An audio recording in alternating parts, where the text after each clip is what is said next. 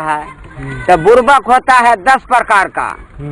तो कहा गया है कि बुर्बक नंबर 1 जो करे अपना गाड़ी से दूसरा गाड़ी को ओवरटेक, और बुर्बक नंबर 2 जो बसे गांव से दूर, और बुर्बक नंबर 3 जो घोड़ा बेच के गधा कीन, और बुर्बक नंबर 4 जो दूसरा दुआ पर करल जाए मार, बुर्बक नंबर 5 जो घर छोड़ के देखल जाए दोसर गाँव नाच, आ बुर्बक नंबर 6 जो दारू पी के घर में सुतल रह, बुर्बक नंबर 7 जे सुने दोसर के बात, बुर्बक नंबर 8 जे मर्द रहे अपने घर में बहू के भेजे हाट, आ बुर्बक नंबर 9 जे गहूम बेच के किने जो, आ बुर्बक नंबर 10 जे रहे बहू के बस।